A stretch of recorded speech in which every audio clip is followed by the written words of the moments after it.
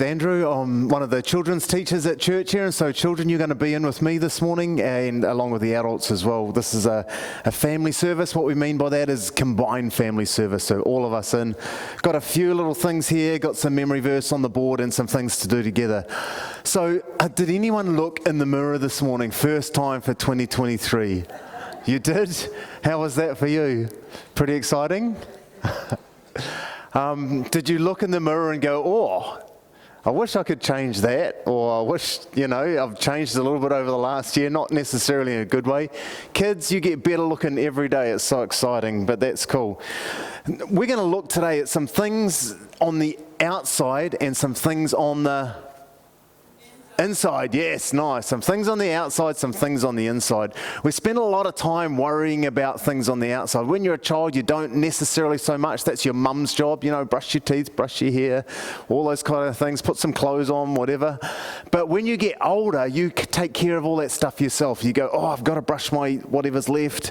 I've got to brush my whatever's left and all that sort of stuff, and put some clothes on to cover up and stuff like that.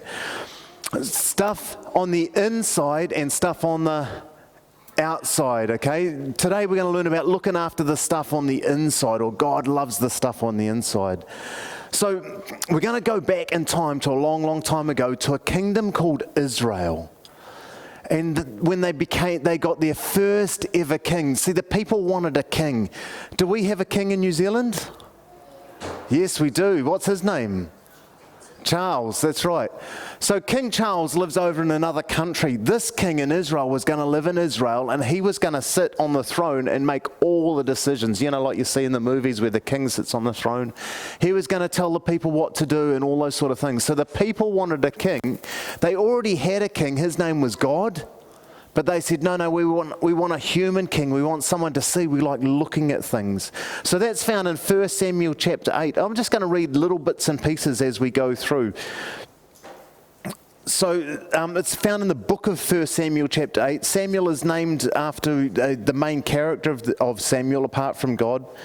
And the person that goes most of the way through, all the way through, his name is Samuel. And Samuel was a person that told the people what God wanted. He was called a prophet. He told the people what God wanted, and then God told Samuel what he wanted. So all the elders of Israel, verse 4, 1 Samuel chapter 8, verse 4. If you've got a Bible, we're just going to be in 1 Samuel. If you're a grown-up, if you're a child, I couldn't remember if there was pictures in the children's book or not. So all the elders of Israel gathered together and came to Samuel at Ramah. They said to him, "You are old, and your sons do not follow your ways. Now appoint a king to us to lead us, such as all other nations." But when they said, "Give us a king to lead us," this displeased Samuel. Samuel was sad, and he prayed to the Lord, and the Lord said to him, "Listen to all that the people are saying to you. It is not you they have rejected, but they have rejected me as their king. They've rejected me as their king. They've done that since I brought them out of Egypt. And a new king is not going to be very good at all." So they asked God for a present. They said, "God, could you give us a present?" And what was their present that they wanted from God? Did anyone catch that? A new king, a new king. So what's this new king going to be like? We're going to look at 1 Samuel chapter 9 now and look at this new king. We're just going to start reading from the start. There was a Benjamite. That's like saying there was a Hilton, because that's my last name. And that was my father's last name, and that was my grandfather's last name. So I come from the tribe of Hilton. But there's this Benjamite, a man of standing, whose name was Kish, son of Abel, the son of Zeor, the son of Berakah. Oh, so many funny names. I hope you kids remember these at the end of the day. The son of Benjamin. Kish had a son named Saul, and listen about Saul. He was beautiful. It says he was as handsome a young man as could be found anywhere in Israel, and he was a head taller than anyone else. So Samuel was just totally loved because he looked good. Sorry, I'm saying Samuel, but I mean Saul. Saul looked really good. This is the look for the new king. But why did they like Saul? 2 reasons. Because he looked good, there was no one else better than him, and he also looked strong. He was taller than anyone else. Taller than anyone else. And so they wanted this new king. But Samuel is a little bit like what's inside my present. Samuel, do you want to see what's inside my present? You do? Samuel was all this. Do you know, look what I got. Isn't that exciting, kids? What is it? It's wrapping paper. Samuel. Saul was all wrapping paper. That's what got left after I cut out my wife's present. But anyway, you don't cut the paper, you just wrap whatever's there. But anyway, Saul was all wrapping paper. There was nothing on the inside. It was just wrapping paper. Who would have liked some wrapping paper under their Christmas tree? Nah. But that's what Saul was like. Let's look at Saul. He was a little bit like somebody else we're going to look at in a moment. Actually, I won't put the picture up. So Saul, his dad has lost his donkeys. Saul and his dad have lost their donkeys. And his father's name was Kish. And he said to Saul, go take one of the servants with you and look for the donkeys. And so they went off on this big hike, this big march, looking for donkeys. And do you know how you look for donkeys? You go donkey, donkey, donkey, donkey, donkey, donkey, and call them and come. Do you kids want to try with me? Donkey, donkey, donkey, donkey, donkey, donkey, donkey, donkey, donkey. All right. He couldn't find them anywhere. And so he said, gosh, we've been looking for 3 days. Imagine how his voice would be. He'd need a drink of water, wouldn't he, after saying donkey, donkey, donkey for 3 days. People probably thought he was a donkey by saying that. For 3 days he looked for the donkeys, and he said to his servant, look, now Dad's going to be looking for us. He's going to give up worrying about the donkeys. He's going to have to send people out to find us. So let's go back to Dad. But in verse 6 of chapter 9 of 1 Samuel, the servant said, hey, look, in this town there's a man of God, and he is highly respected, and everything he says come true. Let's go there now. Perhaps he will tell us what to take. It's not Saul that says, let's go find a man of God. It's the servant that says, hey, I know where the man of God lives. He lives in this town. But Saul said to the servant, look, if we go, what can we give the man? The food in our sacks is gone. We have no gift to take to the man of God. What do we have that we can ask him to help us? The servant said to him again, look, I have 1/4 shekel of silver, so I've got money. I'll give it to the man of God, and he will tell us what to take. So this guy's, Saul, is actually a little bit clueless here. And it's actually a picture that's God showing. He's comparing one king to the next king that we're going to look at. This guy, Saul, is a little bit like this person here.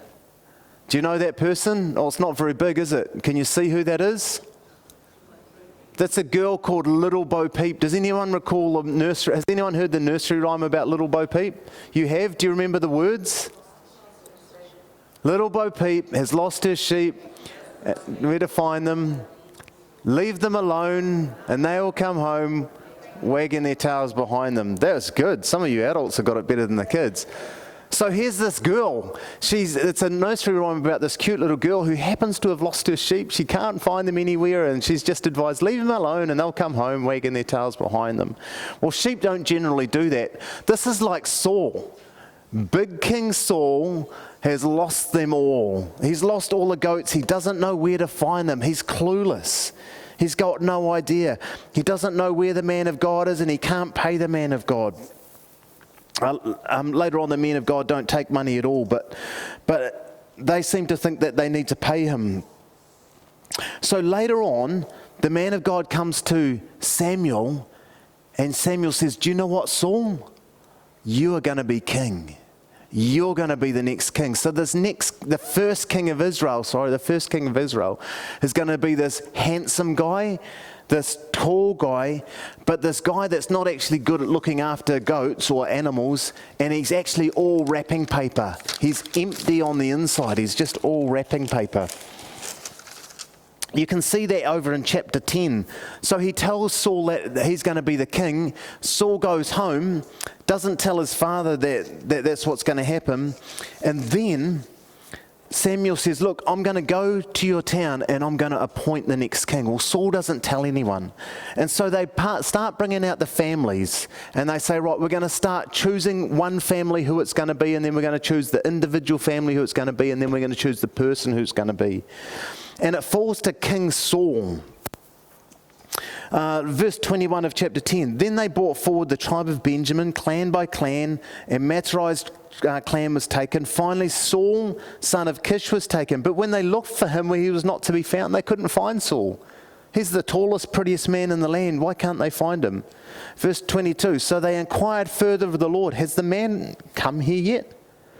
And the Lord said, yes, he's hidden himself among the supplies. So here's this little Bo Peep king who's hiding amongst the supplies. He's actually scared. And they ran and brought him out. As he stood among the people, he was a head taller than any of the others. Samuel said to all the people, do you see the man the Lord has chosen? There was no one like him among all the people.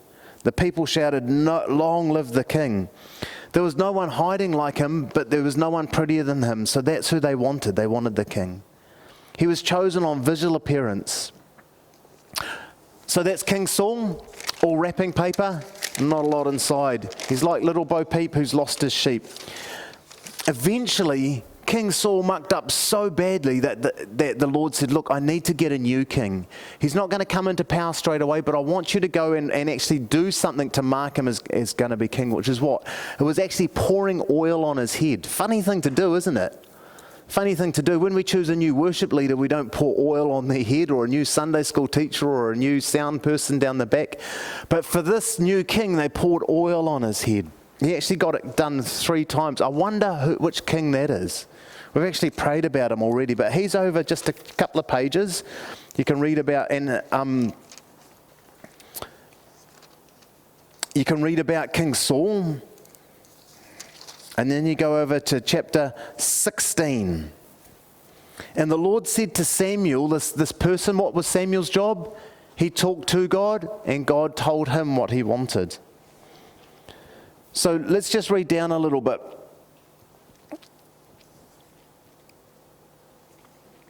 Samuel got a new family together, and his family's father was named Jesse. And he said, Jesse, get your sons together.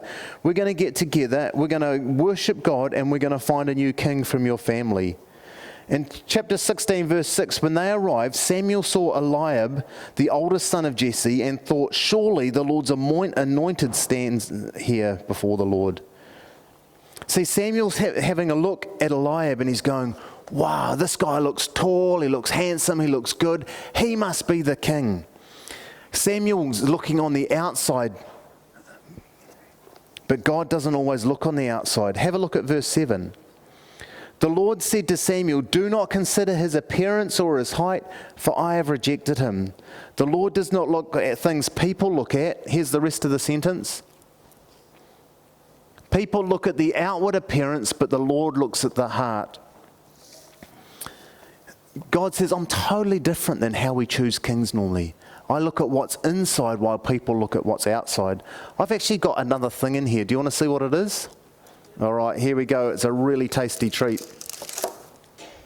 Do you know what this is called? A mandarin. I'm going to have a bite. I wonder if anyone else wants to have a bite of mandarin. This is so good. The outward appearance is so nice. Yum. Do you want to have some? You want to have some outward appearance? Come on then. Yummo, yummo, yummo. Is that good? Yum. Is that what you do with mandarins? No, you eat the inside normally, don't you? Do you know, I did this the other day at our family camp. We just had a family reunion, and the mandarin that I found that my daughter brought out to me was so rotten that the actual outside was nicer than the inside. And King Saul was a little bit like that, eh? The outside was actually tastier than the inside. Still, I'm not really enjoying my mandarin. How's yours? Is it gone? Goodness me. I found a big bit. So, with this new king that he's going to choose, God's going to choose purely by the inside. Purely by the inside. This actual new king wasn't believed in by his family. So Jesse called Aminadab, the next brother down, had him pass in front of Samuel, but Samuel said, "The Lord has not chosen this one either." Jesse had Shammah pass by, but Samuel said, "Nor has the Lord chosen this." For 7 sons paraded before Samuel, and Jesse thinks, maybe if that one's not the king, then this one will be, then this one will be, then this one will be. But he wasn't. He ran out of sons. And Samuel said to Jesse, "Is that all the children that you have?" And Jesse says, "Well, there's one guy, but he's actually the runt of the pack. He's the little fella, he's out the back, he's looking after the sheep. It's like in our house, he's the one taking out the compost, he's the one just off doing the jobs, he's not around meeting everyone and all those sort of things. He won't be a good king." And Samuel said, "Send for him, we will not sit down to eat until he arrives." So they sent for him, and they had him brought in, and he was glowing with health, he had a fine appearance, and he was handsome too. And the Lord said to him, "Anoint this one, arise and anoint him, this is the one." And so Samuel took the horn of oil and he anointed him in the presence of his brothers. And from that day the Spirit of the Lord came powerfully on David, and Samuel went to Ramah. You might have heard of King David before. Let's have a go at learning this verse, okay? Can we all say it together? Because this is about choosing kings, and this is about what God looks at. People look at the outward appearance, but the Lord looks at the heart. 1 Samuel 16:7. I could hear lots of adults say that, but no children. Is there any children that wants to say that out loud for me? Okay, you can say it, Ethan. Oh, it's changed a bit. Do you want to go back? Okay. The Lord looks at the heart. That's nice. That's a nice loud voice too. Thanks, Ethan. Does anyone else want to have a turn? Well, let's all say it together then, shall we? People look at but the Lord looks at the heart. 1 Samuel 16 verse 7. You guys ready to take this up with another notch? You are? Bring it on? No. I like that. Fair call.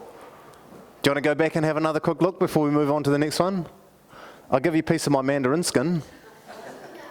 Here we go. People look at but the Lord looks at the 16 verse 7. Yeah, that's good. Sorry, I should have read that. Okay, here we go. People at but the Lord, Samuel 16 verse 7. You guys are really good at this. This is excellent. Oh, here we go.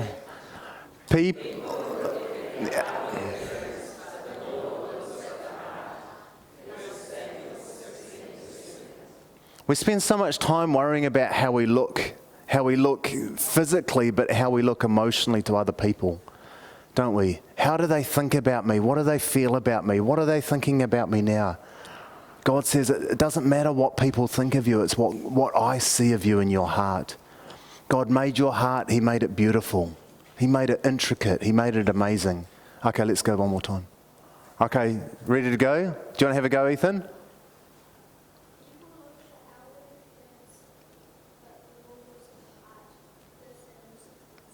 That's excellent. Give him a clap, guys. Wow, fantastic. Good job, good job. Excellent. Okay, let's go. I've got one more present and one more story. Chapter 17. This one's in your children's Bibles. If you get a children's Bible, you'll find it, and Francis will tell us what page David and Goliath is on.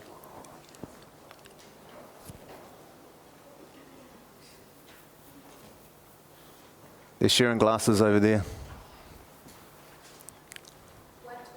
122 in the children's Bibles. You'll see it on page 1. 122, there we go. Okay, in the children's Bibles. So, here we go. We're just going fast forwarding a little bit in time. So Saul is still the king, but David's been anointed the king. Saul was chosen because he looked good and he looked tall, so they thought he'd be the handsomest, bravest, smartest king. David was chosen because he was good on the The inside, not the outside. He was good on the inside, although he did look good on the outside too. But he would look good on the inside. He was good on the inside. Now there's a problem. There's people coming to attack the kingdom of Israel. And so we find David and Saul in the story, and these people coming to attack them called the Philistines, the mighty Philistine people. And we find them actually in a war situation. There seems to be a valley between, and a hill there and a hill there. And we've got the Israelites on one hill, and we've got the Philistines on the other hill, facing off against each other. They haven't fought yet. They're just using verbal attacks against each other. And so they've actually pitched camp. They've got tents there. They've got everything. But David's dad, whose name is Jesse, says, look, I've got three of your brothers are in the Israelite camp, and I want you to go and bring them some food.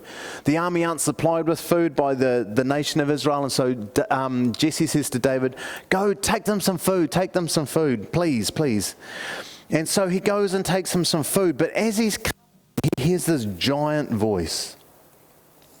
This huge voice. You can see it in verse 10 if you're reading in your English Bibles. You might see it in your children's Bibles. This big voice, this one person came out. His name was Goliath. He was a champion named Goliath, verse 4, who was from Gath, and he came out of the Philistine. His height was 3 meters tall. 3 meters tall. He's huge. He wore a bronze helmet on his head, and he wore a coat of scale armor of bronze weighing 5,000 shekels. On his legs he wore bronze greaves and a bronze javelin slung on his back. His spear shaft was like a weaver's rod, and its iron point weighed 600 shekels. His shield bearer went ahead of him. And Goliath stood and shouted at the ranks of Israel, why do you come out and line up for battle? Am I not a Philistine and you are the servants of Saul, the Israelites? Choose a man and have him come down to me. If he is able to fight and kill me, we will become your servants or your subjects. But if I overcome him, kill him, you will become our subjects and serve us. Then the Philistine says, this day I defy the armies of Israel. Give me a man and let us fight each other. So here's this huge, tall Goliath standing on top of the hill saying to the Israelites over here, why don't you guys just send one person out to fight? Who do you think they should choose to go and fight Goliath? No, that's a good one. I like that. You've been here before. They should choose the tallest person, shouldn't they? They should choose the strongest Israelite to go and fight Goliath. Who's the tallest person in Israel? King Saul. They should choose King Saul. But the problem with King Saul is he's all wrapping paper. There's nothing on the inside, and so he's afraid. And it's marked out by every time this guy came out, all the Israelites started creeping towards, but then he would come out and he would boom out with his voice, send me a person. And do you know what they'd do? They'd all go like this and hide like Saul used to do. They'd run away and hide every time. And David came and heard. I'm just trying to find where we're up to. David came and heard.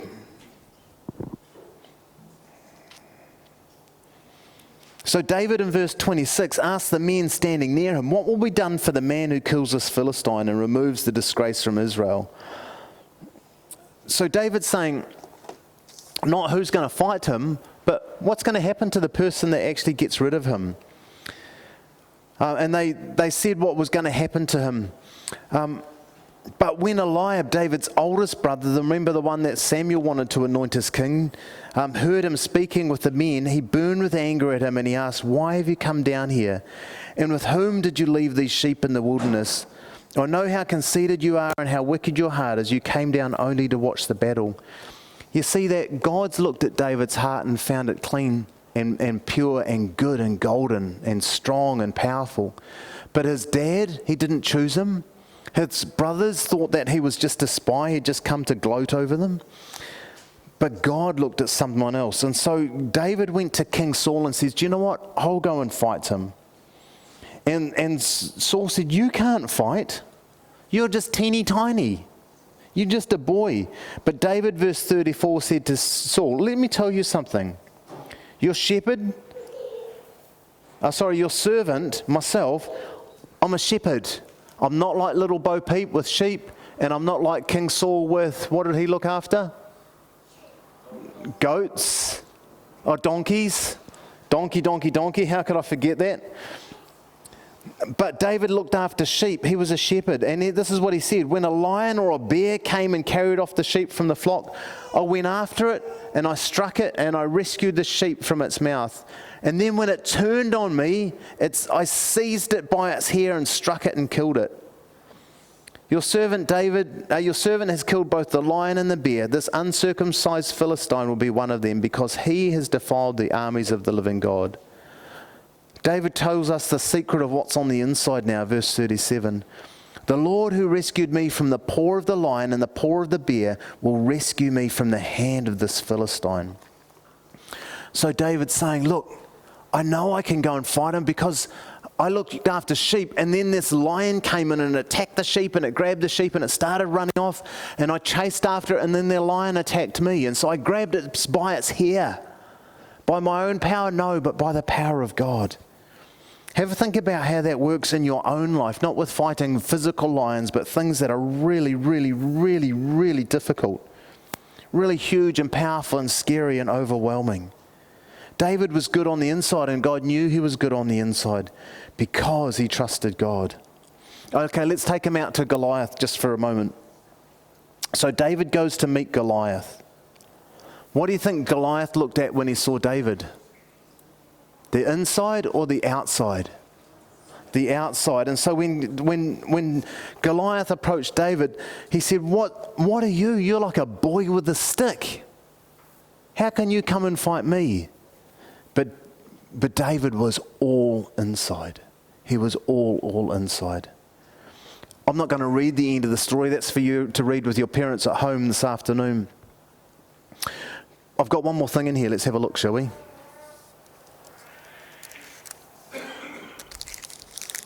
Ooh. This is called a crunchy bar. Doesn't its wrapping look really nice and attractive and exciting? Does anyone want to come up here and eat the wrapping? No?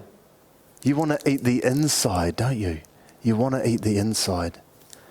I want you guys to go home today to know that we're better on the inside. We want to concentrate on the inside. What do we go if we look inside and go, do you know what? It's yucky in there. We do what David did. We took on, how do we make a heart of gold on the inside?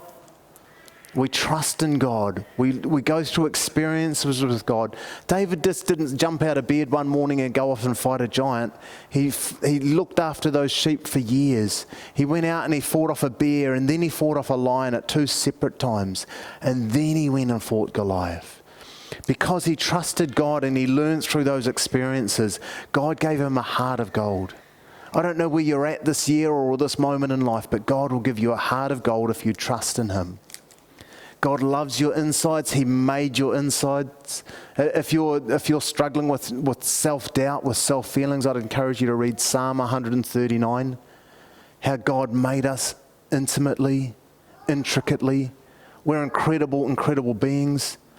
If you're worried about how you are as a person, I'd encourage you to go online and look up the name Michael Behe and look at his stuff on YouTube. He talks about these short little clips called The Secrets of the Cell. And it just talks about the amazingness of our designed body. And from a scientific point of view, incredible, incredible mind. God made us so beautiful, so intricate, and he knows that we are better on the inside. Just like this crunchy bar that Ethan learnt from doing the verse for us. That's yours when I've finished. That's all we've got for today. But let's just say our verse one more time, 2 more times together. You ready? People look at the outward appearance, but the Lord looks at the heart. 1 Samuel 16 verse 7. God looks at our hearts and he loves us. He loves our hearts so much he sent Jesus Christ to die for us. One more time.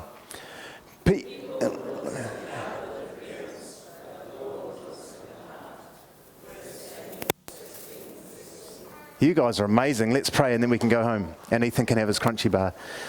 Heavenly Father, we thank you so much for your story of David, for the story of David and Saul, the contrast. Help us to be like David in so many ways, Lord. Help us to learn through all of our experiences and take the difficult times as times to have you in our life, the times to trust you. Help us to look back on our past 2020 issues and 2019s and all those years and